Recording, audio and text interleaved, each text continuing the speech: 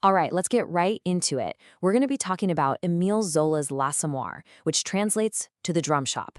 And this novel, it's something else. It was so raw, so real, that it basically forced 19th century Paris to look at the ugly truth of its own working class slums. This is way more than just a story. It's like a social autopsy, cracking open society to show you everything that's festering inside. And you know, Zola was completely unapologetic about it. He knew exactly what he was doing. When people called his work vulgar or filthy, this was his comeback. He wasn't just writing a story. He was committing an act of defiance. His defense was simple. Hey, I'm just telling the truth, and I'm using the only language that can handle that truth. The gritty, real, slang-filled language of the streets. So this whole idea of brutal truth, what was he even getting at? See, Zola wasn't just a novelist. In his mind, he was a kind of scientist, and his books were his experiments. At a time when other writers were making poverty seem noble, Zola just refused to do that. He was the leading figure of a literary movement called naturalism, and he took it seriously. Like, he saw himself as a social scientist, carefully studying the Parisian slums, putting his characters into this toxic environment, and then just observing the inevitable tragic results. The key word here, the one word you gotta remember, is inescapable. For a naturalist like Zola, free will, that's a fantasy. It's a luxury his characters just don't have. They are completely trapped by their family history, in this case, a history of alcoholism, and trapped by the miserable poverty all around them. Their fate isn't about the choices they make. Zola presents it like it's a scientific fact, a foregone conclusion. And Zola was proud of this. He basically said, this is the first real novel about working people because it doesn't lie. He didn't want to make them seem like saints. Instead, he wanted to capture what he called their odor. And he meant that literally, the unvarnished smell of sweat and cheap booze and hopelessness. He argued his characters weren't bad people. They were just, in his words, ignorant and spoiled by the environment. So, let's see how this all plays out. At the very heart of this brutal world, we meet our protagonist, Gervaise. And when she arrives in Paris, she's not looking for fame or fortune. No, her dream is so small, so modest, that it's just absolutely heartbreaking. That's it. That is her entire dream. To have a job, enough food to eat, a roof over her head, to raise her kids, and to die peacefully in her own bed. It's the most basic, fundamental definition of a decent life. And the whole tragedy of this book is watching that simple, fragile dream get systematically stomped into the mud. And Zola smashes her dream against reality almost immediately. Early on, Gervaise gets into this just savage fight in a public laundry. And we're not talking about a few harsh words. This is a full-on, knockdown, drag-out brawl with buckets of scalding water and everything. It's violent, it's public, it's ugly. It shows you right away that this world has no room for quiet dignity. Now, the real villain of this story, the central force of destruction, it isn't a person, it's a place. A bar called L'Assommoir. The name roughly translates to the bludgeoner or the knockout shop, and that name tells you everything you need to know. It's where the working poor go to get hammered by cheap booze. Zola describes the alcohol still in the back of the bar as if it's alive. It's not just a piece of equipment. It's this gleaming copper monster, lurking in the shadows, constantly dripping, dripping, dripping, slowly and tirelessly distilling not just alcohol but misery for the entire neighborhood.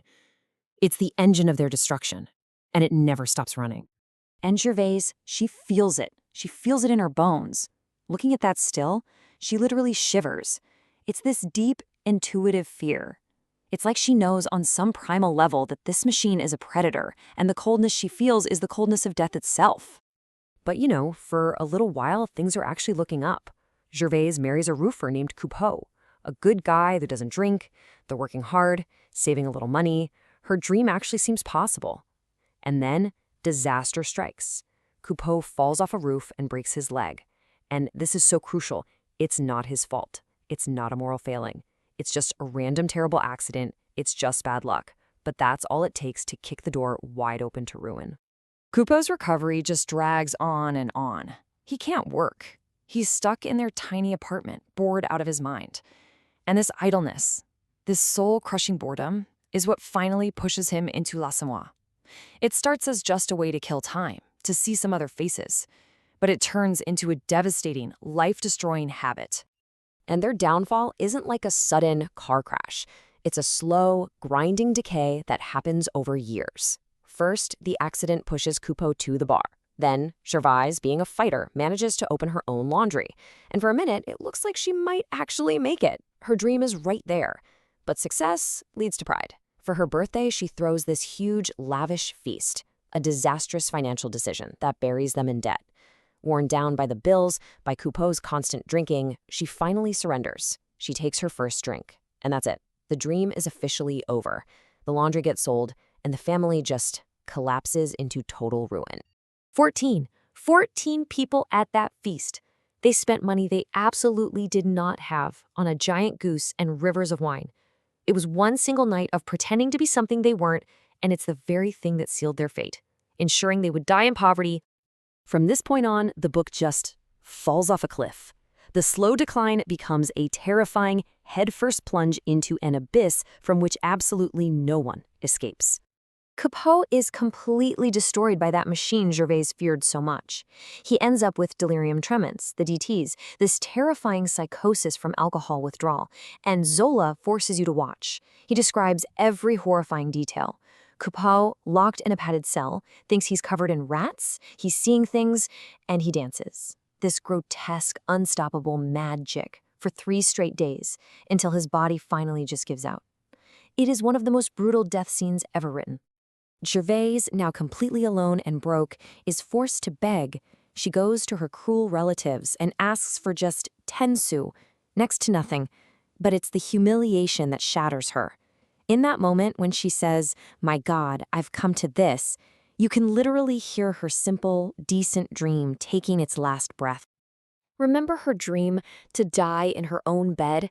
Well, here's how she actually dies, alone, freezing and starving in a filthy little crawl space under a staircase. She's so forgotten, so insignificant, that nobody even notices she's gone for 2 days, not until the smell gives her away. And for the final, chilling gut punch of irony, the person who comes to get her body is the local undertaker, Bazouge, a miserable drunk himself. As he places her in the coffin, he whispers this to her.